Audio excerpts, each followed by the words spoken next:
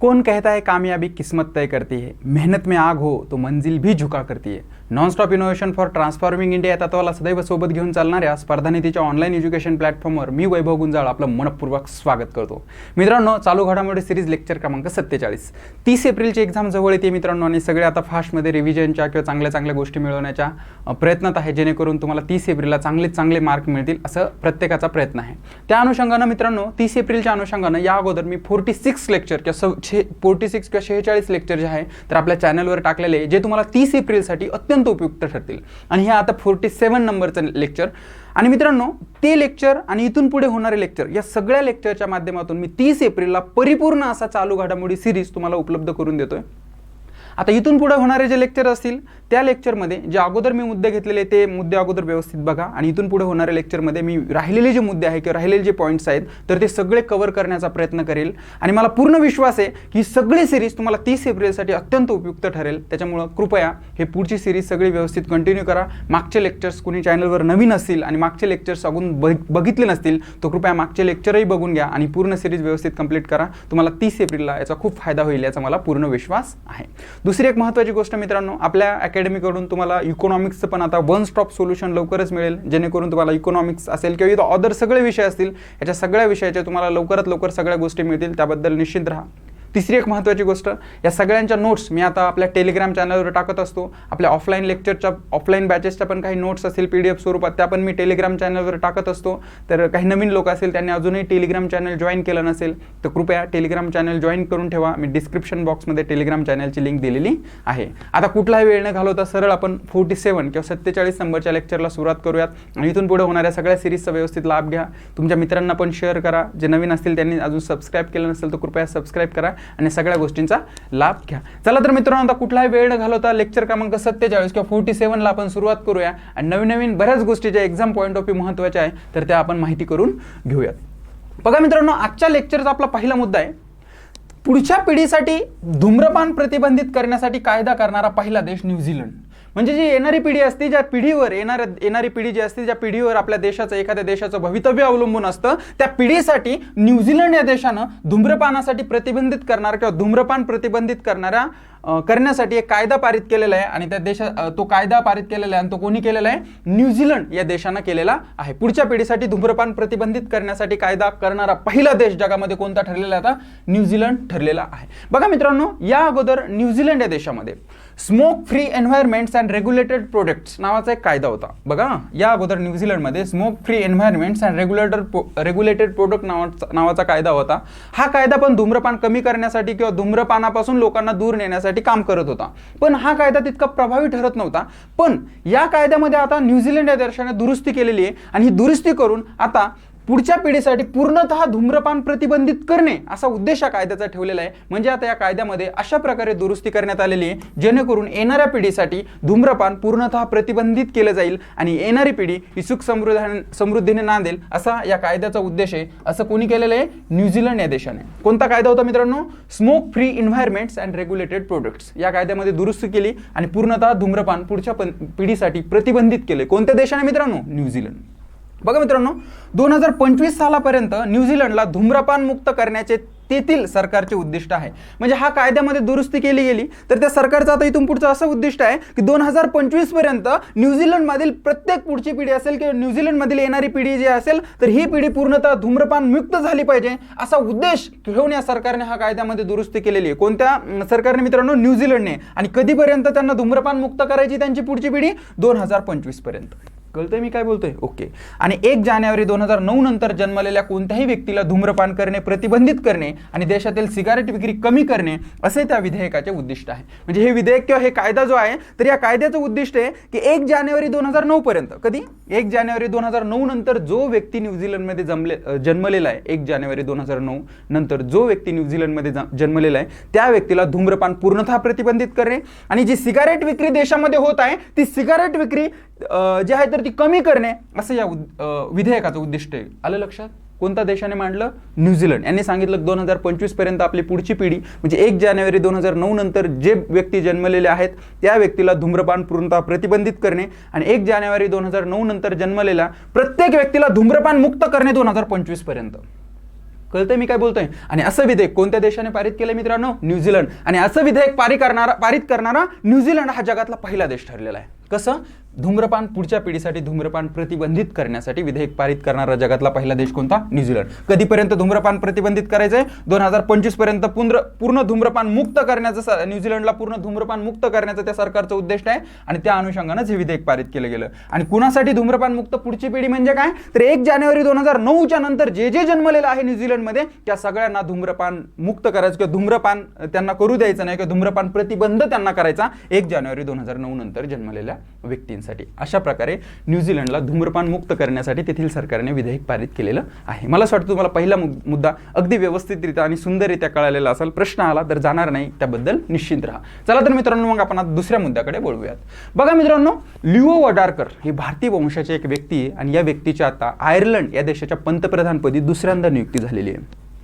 भारतीय वंशाचे आहेत हे तर महत्त्वाचं आहे, पण त्यातले त्यात महाराष्ट्रातले ते व्यक्ती आहेत. आणि महाराष्ट्रातल्या सिंधुदुर्ग जिल्ह्याच्या एका वंशाच्या किंवा भारतीय वंशाच्या व्यक्तीनं आता आयर्लंडच्या पंतप्रधानाची शपथ घेतली आणि ती पण दुसऱ्यांदा घेतली आहे. आणि हा आपल्यासाठी महत्त्वाचा मुद्दा आहे. विशेषतः महाराष्ट्राचे ते असल्यामुळे आपल्या MPSCच्या किंवा येणाऱ्या 30 एप्रिलच्या किंवा राज्यसेवेच्या अनुषंगानं हा मुद्दा महत्त्वाचा आहे. त्याच्यामुळे यांच्याबद्दल लिओ वराडकर यांच्याबद्दल आपल्याला सगळे मुद्दे अगदी व्यवस्थित लक्षात घ्यावे लागतील, जेणेकरून प्रश्न येण्याची शक्यता आहे आला तर मार्क जायला नको. बघा मित्रांनो, भारतीय वंशाचे लिओ वराडकर यांच्या आयर्लंडचे पंतप्रधान म्हणजे लिओ वराडकर हे आता कोणत्या देशाचे पंतप्रधान झाले?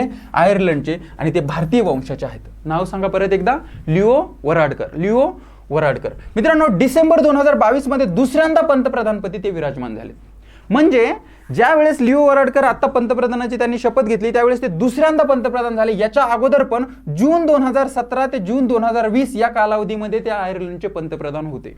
बघा मित्रांनो, लिओ वराडकर या भारतीय वंशाच्या व्यक्तीने, विशेषतः महाराष्ट्रातल्या व्यक्तीनं आता आयर्लंडच्या पंतप्रधानपदी शपथ घेतली. आणि ही शपथ त्यांनी डिसेंबर 2022 मध्ये घेतली दुसऱ्यांदा.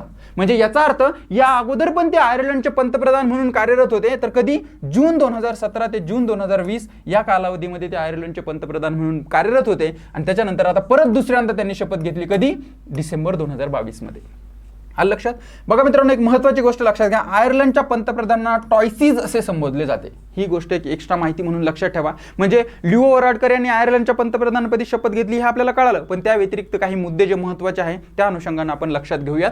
तर बघा मित्रांनो, जे आयर्लंडचं पंतप्रधान पद आहे किंवा पंतप्रधान जे असते तर त्यांना टॉयसीज असं संबोधलं जातं. ही एक गोष्ट लक्षात घ्या. त्याच्यानंतर ते फाईन गेल या पक्षाचे नेते आहेत. त्यांचा पक्ष कोणता आहे? फाईन गेल या पक्षाचे ते नेते आहेत. आणि या पक्षाचे नेते असलेले लिओ वराडकर जे भारतीय वंशाचे आहेत, विशेषतः महाराष्ट्रातले, तर त्यांनी आता आयर्लंडच्या पंतप्रधानपदी शपथ घेतली. दुसऱ्यांदा घेतली. पहिल्यांदा ते आयर्लंडचे पंतप्रधान होते जून 2017 ते जून 2020. आणि आयर्लंडच्या पंतप्रधानांना टॉयसीज असं संबोधलं जातं. कोणत्या पक्षाचे नेते? फाईन गेल या पक्षाचे ते नेते आहेत. दुसरी एक महत्त्वाची मुद्दा लक्षात घ्या मित्रांनो, लिओ वराडकर यांच्याबद्दल आयर्लंडचे पंतप्रधान बनणारे सर्वात तरुण नेते आहेत. म्हणजे ज्या वेळेस 2017 मध्ये त्यांनी पंतप्रधान पदाची शपथ घेतली त्यावेळेस वय फक्त त्यांचं 38 वर्ष होतं मित्रांनो. किती वर्ष? 38 वर्ष. आणि आयर्लंडचे पंतप्रधान होणारे सर्वात तरुण नेते जे आहे तर ते आहे, आणि त्यांचं नाव काय आहे? लिओ वराडकर. ते भारतीय वंशाचे आहेत आणि विशेषतः ते महाराष्ट्रातले आहे. ही गोष्ट इथे लक्षात घ्या. लिओ वराडकर महाराष्ट्रातील सिंधुदुर्ग जिल्ह्याचे आहे. कोणत्या जिल्ह्याचे? सिंधुदुर्ग. मी तुम्हाला आता सांगितलं की लिओ वराडकर हे भारतीय वंशाचे आहे, तर ठीक आहे, विशेषतः महाराष्ट्रातले आणि महाराष्ट्रातले सिंधुदुर्ग जिल्ह्याचं त्यांचा वंश आहे किंवा सिंधुदुर्ग जिल्ह्यामध्ये त्यांचं मूळ आहे. आणि त्या व्यक्तीनं म्हणजे आयर्लंड या देशाच्या पंतप्रधानपदी शपथ घेतली. आणि खरंच आपले एक महाराष्ट्रीयन म्हणून किंवा भारतीय म्हणून आपल्याला खरंच एक अभिमानाची गोष्ट आहे. दुसरी एक महत्त्वाची गोष्ट लक्षात घ्या मित्रांनो, त्यांची आयरिश आई म्हणजे त्यांची आई जी होती ते आयर्लंडचं नागरिकत्व होतं किंवा आयर्लंडच्या होत्या, त्या ज्या नर्स होत्या, तर भारतीय वंशाचे वडील अशोक वराडकर म्हणजे त्यांचे जे वडील होते ते भारतीय वंशाचे होते आणि त्यांचं नाव होतं अशोक वराडकर. हे डॉक्टर होते आणि त्यांच्या ज्या आई होत्या त्या आयरिश वंशाच्या होत्या. या दोघांचा विवाह झाला आणि त्याच्यानंतर यांचा जन्म झाला लिओ वराडकर आणि ते आता आयर्लंड या देशाचे पंतप्रधान झालेले आहेत. परत एकदा फास्ट सांगतो मित्रांनो, लिओ वराडकर यांनी आताच जे भारतीय वंशाचे आहेत त्यांनी आताच आयर्लंड या देशाच्या पंतप्रधानपदी शपथ घेतली डिसेंबर 2022 मध्ये. या अगोदर ते पण आयर्लंडचे पंतप्रधान होते. म्हणजे या डिसेंबर 2022 मध्ये जेव्हा त्यांनी शपथ घेतली तेव्हा दुसऱ्यांदा त्यांनी शपथ घेतली. या अगोदर जून 2017 ते जून 2020 या कालावधीमध्ये ते आयर्लंडचे पंतप्रधान होते. दुसरी एक महत्त्वाची गोष्ट मित्रांनो, आयर्लंडच्या पंतप्रधानांना टॉयसीज असं समजलं जातं. काय टॉयसीज असं संबोधलं जातं. याच्या अगोदर मित्रांनो जे लिओ वराडकर हे आयर्लंडचे पंतप्रधान होणारे सर्वात तरुण नेते. म्हणजे ज्यावेळी पहिल्यांदा 2017 मध्ये जून 2017 मध्ये त्यांनी आयर्लंडच्या पंतप्रधानाची शपथ घेतली त्यावेळेस त्यांचं वय फक्त 38 वर्ष होतं मित्रांनो. त्यामुळे आयर्लंडचे पंतप्रधान होणारे सर्वात तरुण नेते ते आहे. दुसरी एक महत्त्वाची गोष्ट, फाईन गेल नावाचा एक पक्ष आहे तिथला, तर त्या पक्षाचे ते नेते आहेत. कोण? लिओ वराडकर. आणि दुसरी एक महत्त्वाची गोष्ट मित्रांनो, महाराष्ट्रातील भारतीय वंशाचे तर आहेत पण महाराष्ट्रातील सिंधुदुर्ग या जिल्ह्याचे ते आहेत. त्यांचं मूळ जे आहे तर महाराष्ट्रातील सिंधुदुर्ग जिल्ह्याचं आहे आणि त्यांची आई जी आयरिश होती आणि त्यांचे वडील अशोक वराडकर हे जे होते ते महाराष्ट्रातील सिंधुदुर्गचे होते, जे डॉक्टर होते. तर त्यांच्यानंतर यांचा विवाह होऊन यांचा जन्म झाला आणि अशा प्रकारे आता लिओ वराडकर हे आयर्लंडचे पंतप्रधान बनले, जे भारतीय वंशाचे आहे आणि विशेषतः महाराष्ट्रातील आहे. मी काय बोलतोय कळतंय? मला असं वाटतं हा पण मुद्दा तुमचा अगदी व्यवस्थितरित्या लक्षात आलेला आहे. प्रश्न आला तर जाणार नाही. चला तर मित्रांनो, मग पुढच्या मुद्द्याकडे वळूयात. बघा मित्रांनो, महाअसेंब्ली ऍक्ट काय आहे? महाअसेंब्ली ऍक्ट एक गोष्ट सांगू इच्छितो मित्रांनो. हे बघा 30 एप्रिल जवळ येते. मी असेच मुद्दे सगळे घेणार आहे तुमचे जे एक्झाम पॉईंट ऑफ व्ह्यू खूप महत्त्वाचे आहे आणि जे अगोदरचे लेक्चर घेतलेत ना मी त्याच्यात पण अशाच मुद्द्यांचा समावेश आहे जे एक्झाम पॉईंट ऑफ व्ह्यू महत्त्वाचे आहे. आणि मागच्या एक्झाम बरेच एक्झाममध्ये दिसून आला मित्रांनो, जशाल तसे प्रश्न त्याच्यामधून पडलेले आहेत. मी तुम्हाला प्रॉमिस करतो फक्त सिरीज जे आहे तर पूर्णपणे व्यवस्थित बघा. इथून पडणारे जे लेक्चर्स असतील त्याच्यामध्ये पण मी राहिलेल्या गोष्टी कव्हर करण्याचा प्रयत्न करील, जेणेकरून या सगळ्या सिरीजमध्ये तुम्हाला अगदी व्यवस्थितरित्या सगळा सिलेबस कव्हर करण्याचा माझा प्रयत्न असेल. आणि तो सगळा सिलेबस 30 एप्रिल असेल की पुढची राज्यसेवा असेल या सगळ्या गोष्टींसाठी तो काम येईल त्याबद्दल निश्चिंत राहा. फक्त इथून सगळे इथून पुढे येणारे सगळे लेक्चर व्यवस्थित बघा. मागचे बघितले नसतील तर ते पण बघा आणि जर अजून कोणाला शेअर केलं नसेल तर शेअर करा आणि अजूनही कोणी चॅनलला सबस्क्राईब केलं नसेल तर कृपया सबस्क्राईब करा. टेलिग्राम चॅनल पण जॉईन करून ठेवा. डिस्क्रिप्शन बॉक्समध्ये टेलिग्राम चॅनलची लिंक दिलेली आहे. बघा मित्रांनो, मागचे मुद्दे तुम्हाला व्यवस्थित कळले. आता नंतरचा मुद्दा बघू आपण, महाअसेंब्ली ऍक्ट. काय आहे महाअसेंब्ली ऍक्ट? तर मित्रांनो बघा, विधिमंडळ जे असतं, विधान परिषद असेल, विधानसभा असेल, हे जे विधिमंडळ असतं तर या विधिमंडळ कामकाजाची दैनंदिन माहिती असेल, बैठका असतील आणि या विधिमंडळाशी संबंधित काही योजना असतील तर या सगळ्या योजनांची माहिती जी आहे तर हे महाअसेंब्ली ऍप देतो. तुम्हाला प्रश्न आला तर असा येऊ शकतो, महाअसेंब्ली ऍप कशाशी संबंधित आहे? तर विधिमंडळ कामकाजाची संपूर्ण माहिती देण्यासाठी हे ऍप तयार करण्यात आलेले. काय नाव याचं? महाअसेंब्ली ऍप. कशासाठी? विधिमंडळ कामकाजाची संपूर्ण माहिती देण्यासाठी जे आहे तर हे ऍप तयार करण्यात आलेले आणि नांदेड जिल्ह्यातील किनवट तालुक्यातील आदिवासी विद्यार्थ्यांनी हे ऍप बनवलेले मित्रांनो. बघा व्यवस्थित, कोणी बनवलेलं आहे? महाअसेंब्ली ऍप नांदेड जिल्ह्यातील किनवट तालुक्यातील काही आदिवासी विद्यार्थी, या आदिवासी विद्यार्थ्यांनी हे ऍप बनवलेले आहे आणि हे ऍपचा उपयोग होतो जे विधिमंडळ कामकाज असतं आपलं, त्याच्या दैनंदिन बैठका असतील किंवा त्याची दैनंदिन माहिती असेल, बैठका असतील किंवा त्या संदर्भातल्या काही महत्त्वाच्या योजना असतील, या सगळ्यांची माहिती जी आहे तर या महाअसेंब्ली ऍपवर उपलब्ध होईल मित्रांनो. आणि हे ऍप परत एकदा कोणी बनवलं सांगतो, नांदेड जिल्ह्यातील किनवट तालुक्यातील आदिवासी विद्यार्थ्यांनी जे आहे तर ते ऍप बनवलेलं आहे. आलं लक्षात? जास्त काही विचारणार नाही, डिटेल काहीच विचारणार नाही. आला प्रश्न तर असा येईल, महाअसेंब्ली ऍप खालीलपैकी कशाच्या संदर्भात आहे किंवा ह्या गोष्टी पूर्ण करण्यासाठी किंवा विधिमंडळ कामकाजाची माहिती, बैठका, विविध योजना यांची माहिती देण्यासाठी खालीलपैकी कोणते ऍप तयार करण्यात आलेले? तर कोणते ऍप? महाअसेंब्ली ऍप. कळतंय मित्रांनो? आता एक अति महत्त्वाचा मुद्दा आहे त्याच्याकडे पण आपण येऊयात मित्रांनो. मला असं वाटतं हे मुद्दे तुम्हाला कळाले असतील, याच्यात जास्त कॉन्सेप्ट नाही आहे. एक्झाम पॉईंट ऑफ व्ह्यू अगदी व्यवस्थितरित्या जितकं मी सांगतोय त्याच्या बाहेर प्रश्न येणार नाही. जर या मुद्द्यावर प्रश्न आला तर बिनधास्त राहा. ओके. त्याच्यानंतर बघा मित्रांनो, आशियातील पहिले ड्रोन डिलिव्हरी हब. बघा व्यवस्थित लक्षात आहे. मग भारतातले म्हणलो नाही, महाराष्ट्रातले म्हणलो नाही, मी आशियातले म्हणलो आणि जगातले म्हटलो नाही. फक्त कशातले? आशिया खंडातले पहिले ड्रोन डिलिव्हरी हब. आता काय आहे ड्रोन डिलिव्हरी? ड्रोन तर तुम्हाला माहिती आहे, कुठेतरी असं विमानासारखं उडत जातं ते ड्रोन, आणि त्याच्यानंतर डिलिव्हरी म्हणजे काहीतरी नेऊन पोहोचवणे. बरोबर? म्हणजे ड्रोनच्या माध्यमातून काहीतरी नेऊन पोहोचवणे या संदर्भात ही गोष्ट आहे. हे तर तुम्हाला थोडंसं क्लिअर झालं असेल आता. आणि हे जे ड्रोन डिलिव्हरी हब तयार करण्यात आलेले मित्रांनो, हे आशियातलं पहिलं हब आता तयार करण्यात आलेलं आहे आणि मेघालय सरकारने हे तयार केलेलं आहे. कोणत्या? मेघालय. भारतातील कोणत्या सरकारने? मेघालय सरकारने.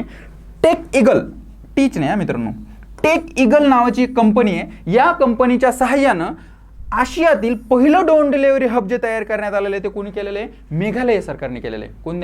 मेघालय या राज्याच्या सरकारने केलेलं आहे आणि टेक ईगल या कंपनीच्या सहाय्यानं हे हब त्यांनी बनवलेलं आहे. काय? आशियातील पहिले ड्रोन डिलिव्हरी हब. मी सांगतो, काळजी करू नका काय असतं हे ड्रोन डिलिव्हरी हब. अगोदर हे समजून घ्या. बघा मित्रांनो, याचा उद्देश काय आहे? उद्देश आहे ड्रोन डिलिव्हरी नेटवर्कचा वापर करून राज्याच्या विविध भागामध्ये, कोणत्या राज्याच्या? मेघालय राज्याच्या विविध भागामध्ये औषधे असतील, लस असेल, रक्त असेल, रक्त घटक असेल, यांसारख्या महत्त्वाचा पुरवठा जलद आणि सुरक्षित करणे, यासारखा महत्त्वाचा पुरवठा जलद आणि सुरक्षित करणे असा या ड्रोन डिलिव्हरी हबचा उद्देश आहे. काही गोष्टी एक थोड्याशा वेगळ्या अनुषंगाने क्लिअर करतो, म्हणजे तुम्हाला ड्रोन डिलिव्हरी हब काय असतं ते व्यवस्थितरित्या कळेल. बघा मित्रांनो, आरोग्यासंबंधी अशा अनेक गोष्टी असतात ज्या ग्रामीण भागामध्ये असेल, जिथं सहजासहजी ॲम्ब्युलन्स जाऊ शकत नाही, जिथं सहजासहजी एखादी गाडी लवकर जाऊ शकत नाही, असा काही भाग जो आहे तो हा मेघालय या राज्यामध्ये आहे. आता इथं खऱ्याच प्रकारे जर राज्य सरकारला काही आरोग्य सुविधा इथपर्यंत पोहोचवायच्या असतील तर खूप परेशान व्हायचे मित्रांनो. खूप ज्या गोष्टी आहे आरोग्यासंबंधी, एखादी लस असेल किंवा कोविडमध्ये त्यांना खूप चांगला अनुभव आला, तर या अनुषंगाने त्यांनी असं लक्षात घेतलं की इथं सहजासहजी जी आपली वाहतूक आहे, या वाहतुकीच्या मार्गाने जे आहे तर या आरोग्यासंबंधी गोष्टी पोहोचवणं अवघड जाते.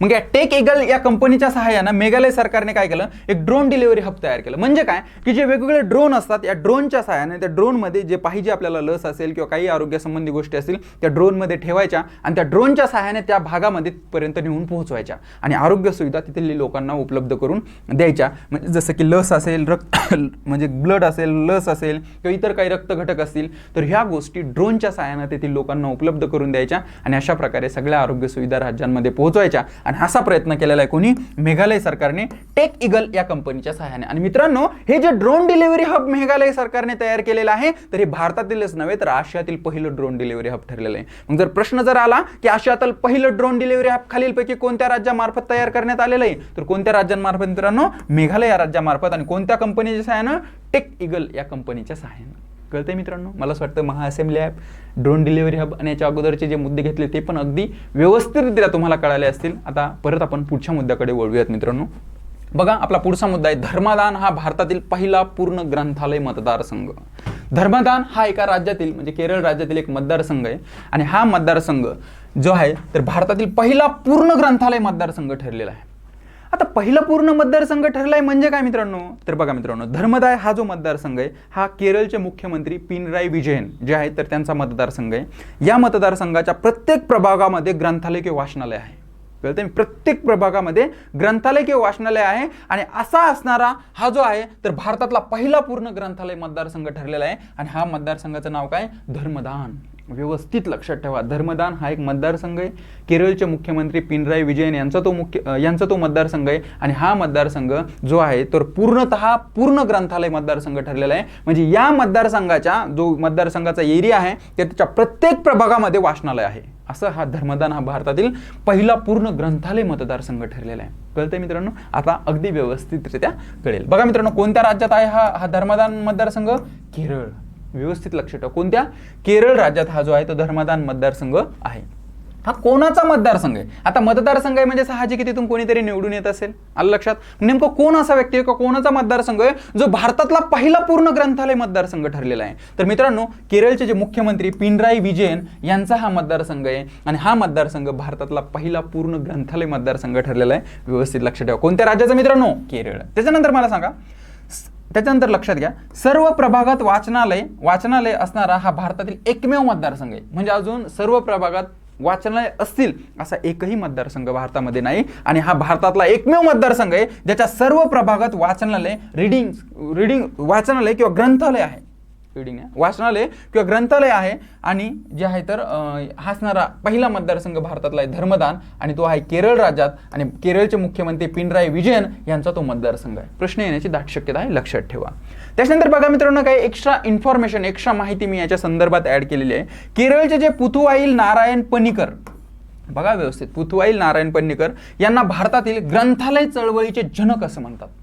म्हणजे केरळचे जे व्यक्ती होती पुथुवाईल नारायण पनिकर यांना भारतातील ग्रंथालय चळवळीचे जनक असे म्हणतात. ग्रंथालय चळवळीचे जनक म्हणजे काय की प्रत्येक भागामध्ये ग्रंथालय पोहोचावं, भारतातल्या बऱ्याच ठिकाणी ग्रंथालय असावं, अशी एक चळवळ निर्माण केली. ग्रंथालयाचं महत्त्व सगळ्यांना सांगितलं, अशा प्रकारे नेटवर्क कनेक्ट केलं आणि भारतामध्ये ग्रंथालय चळवळ निर्मितीसाठी प्रोत्साहन दिलं. असे पुथुवाईल नारायण पनिकर आणि हे केरळ या राज्याचेच आहे. कोणत्या, केरळ या राज्याचे आहे. आणि त्यांना ओळखलं जातं भारतातील ग्रंथालय चळवळीचे जनक म्हणून. कोण, पुथुवाईल नारायण पनिकर. कळतंय मी काय बोलतोय, ओके. त्यांनी 1945 मध्ये सुमारे 50 लहान ग्रंथालयात ग्रंथालय संगम सुरू केला. 50 लहान ग्रंथालयासह ग्रंथालय संगम सुरू केला, जो आज हजारो ग्रंथालयाचे मोठे एक नेटवर्क बनलेला आहे. म्हणजे एक 50 लहान ग्रंथालय सुरू केल्याचा एक नेटवर्क तयार करून एक ग्रंथशाळा संगम सुरू केला. आणि मित्रांनो, याच्या माध्यमातून पुढे हळूहळू अनेक ग्रंथालय याला कनेक्ट झाले आणि अशा प्रकारे जे आहे तर ग्रंथालय चळवळ सुरू झाली. आणि त्याचं श्रेय जातं मित्रांनो पुथवाईल नारायण पणीकर यांना, आणि त्याच्यामुळे त्यांना भारतातील ग्रंथालय चळवळीचे जनक असं म्हटलं जातं. आलं लक्षात मित्रांनो? हा मुद्दा आपण अभ्यासला. याचं कारण होतं की धर्मादान हा भारतातला पहिला पूर्ण ग्रंथालय जो मतदारसंघ ठरलेला आहे तो केरळ राज्यात आहे. पिनराई विजयन म्हणजे केरळचे जे मुख्यमंत्री आहे त्यांचा तो मतदारसंघ आहे. आणि पूर्ण ग्रंथालय मतदारसंघ ठरला म्हणजे काय मित्रांनो, तर या मतदारसंघाच्या सर्व प्रभागात जे आहे तर वाचनालय आहेत आणि हा वाचनालय असणारा असा भारतातील एकमेव मतदारसंघ आहे. म्हणून हा भारतातला पहिला पूर्ण ग्रंथालय मतदारसंघ ठरलेला आहे. आलं लक्षात मित्रांनो? मला असं वाटतं मला सगळ्या गोष्टी सगळे मुद्दे मी जे घेतोय ते अगदी व्यवस्थित सुंदररित्या कळत असतील. तुम्ही जर लक्ष देऊन ध्यान देऊन व्यवस्थित ऐकत असाल तर इथंच गोष्टी तुमच्या परफेक्ट होत असतील. त्याबद्दल मला पूर्ण विश्वास आहे. फक्त नोट्स मिळवण्यासाठी टेलिग्राम चॅनल जॉईन करा. मी डिस्क्रिप्शन बॉक्समध्ये टेलिग्राम चॅनलची लिंक दिलेली आहे. आणि मला इथून पुढे जितक्या लवकर पॉसिबल आहे ॲज सून ॲज मी लवकरात लवकर बाकीचे लेक्चर्स टाकण्याचा प्रयत्न करीन, जेणेकरून 30 एप्रिलला तुम्हाला जास्तीत जास्त त्याचा फायदा झाला पाहिजे. परत एकदा सांगतो, मागचे लेक्चर पण 30 एप्रिलसाठी अत्यंत उपयुक्त आहेत. कृपया बघितले नसेल तर बघून घ्या. आलं लक्षात? ठीक आहे, चालेल. तर मित्रांनो बघा, आता याच्यावर काही संभाव्य प्रश्न म्हणजे आपण जी ही सिरीज सुरू केलेली आहे पहिल्यापासून जे सिरीज बघताय त्यांना 100% माहिती आहे की मी जे मुद्दे शिकवतो त्याच्यावर काही संभाव्य प्रश्न घेत असतो. आणि मित्रांनो, जे लेक्चर पूर्ण बघतं त्याला संभाव्य जे प्रश्न असतात ते काही सेकंदात सुटतात. आता तुम्ही लेक्चर जर पूर्ण व्यवस्थितरित्या बघितलं असेल तर तुम्हाला हे जे आहे तर संभाव्य प्रश्न सहज सुटतील. आणि संभाव्य प्रश्न खूप इम्पॉर्टंट आहे, ज्याचा तुम्हाला एक्झामच्या अनुषंगानं खूप फायदा होईल. तर बघा मित्रांनो, पहिला प्रश्न आहे संभाव्य प्रश्न क्रमांक 1. पुढच्या पिढीसाठी धूम्रपान प्रतिबंधित करण्यासाठी कायदा करणारा पहिला देश न्यूझीलंड आहे. हो सर, आहे ना. मग तुम्ही सरळ सांगितलंय आहे. तर पुढे लक्षात घ्या, खालीलपैकी कधीपर्यंत न्यूझीलंडला धूम्रपान मुक्त करण्याचे तेथील सरकारचे उद्दिष्ट आहे? सांगा तुम्हीच. आता हे तर तुम्हाला सांगितलं मी. याचे 2 प्रश्न मी कव्हर केलेत की जगातला पहिला धूम्रपान प्रतिबंधित करण्यासाठी कायदा करणारा जो पहिला देश आहे तो न्यूझीलंड आहे. पण मित्रांनो, नेमकं कधीपर्यंत धूम्रपान मुक्त न्यूझीलंडला करायचं असं तेथील सरकारचं उद्दिष्ट आहे? तर मी तुम्हाला सांगितलं मित्रांनो, 2022 का नाही, 2023 का नाही, 2024 का नाही, 2025. मी तुम्हाला सांगितलं की 2025 पर्यंत न्यूझीलंडला धूम्रपान मुक्त करण्याचं तेथील सरकारचं उद्दिष्ट आहे. हे तुम्हाला मी मुद्दा शिकवताना सांगितले. आले लक्षात मित्रांनो? ओके. पुढचा प्रश्न बघा मित्रांनो, भारतीय वंशाचे लिओ वराडकर खालीलपैकी कोणत्या देशाचे पंतप्रधान म्हणून नियुक्त झाले आहे? सांगा, तुम्हीच सांगा. तर कोणत्या देशाचे? New Zealand, Netherland, Bhutan, yes Ireland. मी तुम्हाला सांगितलं मित्रांनो, भारतीय वंशाचे विशेषतः महाराष्ट्रातील सिंधुदुर्ग जिल्ह्यामध्ये ज्यांचं मूळ आहे, ज्यांचं वंशाचे आहेत, तर त्यांना आत्ताच आयर्लंड या देशाच्या डिसेंबर 2022 मध्ये आयर्लंड देशाच्या पंतप्रधानपदी दुसऱ्यांदा शपथ घेतली. याच्या अगोदर ते 2017 ते 2020 या कालावधीमध्ये आयर्लंडचे पंतप्रधान होते. आणि मित्रांनो, आयर्लंडच्या पंतप्रधानपदी नेमणूक होणारे सर्वात तरुण व्यक्ती होते. म्हणजे 2017 मध्ये जेव्हा त्यांनी आयर्लंडच्या पंतप्रधानपदी शपथ घेतली त्यावेळेस त्यांचं वय फक्त 38 वर्ष होतं मित्रांनो. आलं लक्षात? महाराष्ट्रातले विशेषतः सिंधुदुर्ग जिल्ह्यातले आहे आणि भारतीय वंशाचे आणि आयर्लंडच्या पंतप्रधानपदी शपथ घेतली. आलं लक्षात? मी हे मुद्दे तुम्हाला सांगितलेले आहे. सुटला प्रश्न? पुढचा मुद्दा बघा. पुढचा प्रश्न बघा, महाअसेंब्ली ॲप खालीलपैकी कोणत्या जिल्ह्यातील आदिवासी विद्यार्थ्यांनी बनवलेले आहे? सांगा, कोणत्या जिल्ह्यातील? लातूर, सोलापूर, नांदेड, जालना. सांगा. नांदेड जिल्ह्यातील किनवट तालुक्यातील आदिवासी विद्यार्थ्यांनी हे ॲप बनवलेलं आहे. आणि हे ॲपचा उपयोग कशासाठी होतो सांगा? महाअसेंब्ली ॲप विधिमंडळ कामकाजाची दैनंदिन माहिती असतील, बैठका असतील किंवा विधिमंडळ कामकाजा संबंधित काहीतरी महत्त्वाच्या योजना असतील तर या सगळ्या योजनांशी संबंधित हे ॲप माहिती देणार आहे. आणि त्याच्यामुळं हे ॲप व्यवस्थित लक्षात ठेवा. त्याच्यानंतर बघा मित्रांनो, आशियातील पहिले ड्रोन डिलिव्हरी हब कोणत्या राज्य सरकारने तयार केले आहे किंवा सुरू केले आहे? तयार केले म्हणजे सुरू केले आहे. कोणी तयार केलेले, कोणी सुरू केलेले आहे? सरकारने सुरू केलेले आहे ड्रोन डिलिव्हरी हब. तर कोणत्या सरकारने सुरू केलेले मित्रांनो? सिक्कीम का? नाही. गुजरात का? नाही. आसाम का? नाही. मेघालय का? हो. मी तुम्हाला सांगितलं मित्रांनो, टेक ईगल नावाची एक कंपनी, या कंपनीच्या सहाय्याने मेघालय सरकारने ग्रामीण भागामध्ये जिथं सहजासहजी आरोग्य सुविधा व्यवस्थितरित्या पोहोचवल्या जाऊ शकत नाही, लवकरात लवकर तात्काळ आणि सुरक्षित पोहोचवल्या जाऊ शकत नाही, त्या ठिकाणी जे आहे तर आरोग्य सेवा, लस असेल, रक्त असेल, रक्तघटक असेल किंवा इतर काही गोष्टी असतील तर या आरोग्य सेवा त्या भागामध्ये तात्काळ आणि सुरक्षितरित्या पोहोचवण्यासाठी हे ड्रोन डिलिव्हरी हब तयार केलेलं आहे मेघालय सरकारने टेक ईगल या कंपनीच्या सहाय्यानं. मी काय बोलतोय कळतंय? मला असं वाटतं हे प्रश्न तुम्हाला अगदी व्यवस्थितरित्या जे आहे तर ते कळाले असतील. फक्त आता माझा एक प्रश्न आहे, तो तुम्ही सांगू शकता. तुम्हाला सांगायचं असेल त्याचं उत्तर जर आलं तर सांगा. ज्याच्यावर मी प्रश्न डिझाईन केला नाही असा आपला शेवटचा मुद्दा होता. तो म्हणजे असा की भारतातील पहिला पूर्ण ग्रंथालय असणारा मतदारसंघ खालीलपैकी कोणता? याचं उत्तर मला कमेंटमध्ये तुम्ही सांगू शकता. आणि विशेषतः तो कोणता मतदारसंघाचं नाव सांगा आणि दुसरी एक महत्त्वाची गोष्ट, तो कोणत्या राज्यामध्ये पण सांगा आणि नेमकं तो कोणाचा मतदारसंघ आहे हे पण तुम्ही सांगू शकता. चला तर मित्रांनो पुढे बघूयात. मित्रांनो बघा, मला असं वाटतं तुम्हाला सगळे मुद्दे अगदी व्यवस्थितरित्या कळाले असतील आणि इथून पुढे पण मी एक्झाम पॉईंट ऑफ व्ह्यू अशाच प्रकारे सगळे मुद्दे व्यवस्थितरित्या कव्हर करण्याचा प्रयत्न करेल. त्याबद्दल निश्चित राहा. काही इंटिग्रेटेड बॅच ज्या असतात त्या आपल्या छत्रपती संभाजीनगर येथे चालू असतात. मित्रांनो तुम्हाला जर पॉसिबल असेल तर तुम्ही नक्की ते जॉईन करू शकता. 8 दिवस प्रथमतः मोफत डेमो लेक्चर असतात. सगळी टीम अगदी मेहनतीनं त्याच्यासाठी काम करत आहे. तुम्हाला त्याचा खूप फायदा होईल जर तुम्हाला गरज असेल तर. ज्यांना गरज असेल त्यांच्यापर्यंत पण ह्या गोष्टी पोहोचवा. 8 दिवस मोफत डेमो लेक्चर असतात. फक्त यायचं, बसायचं, सगळ्या टीमचं शिकवणं बघायचं आणि त्याच्यानंतर निर्णय घ्यायचा. आलं लक्षात मित्रांनो? ओके. काही माहिती पाहिजे असेल तर तुम्ही या नंबरवर मला संपर्क साधू शकता. 9158 9158231936 या नंबरवर तुम्ही संपर्क साधू शकता. तुम्हाला बाकीची माहिती व्यवस्थितरित्या कळेल. मला असं वाटतं मला सगळे मुद्दे व्यवस्थित कळाले. चला तर मित्रांनो भेटूयात आता 48 लेक्चरमध्ये. लवकरच मी टाकेल. हे लेक्चर व्यवस्थित बघा. सबस्क्राईब केल्यानंतर सबस्क्राईब करा, मित्रांना शेअर करा आणि जास्तीत जास्त सगळ्यांना याचा लाभ घेऊ द्या. Thank you so much. Love you so much.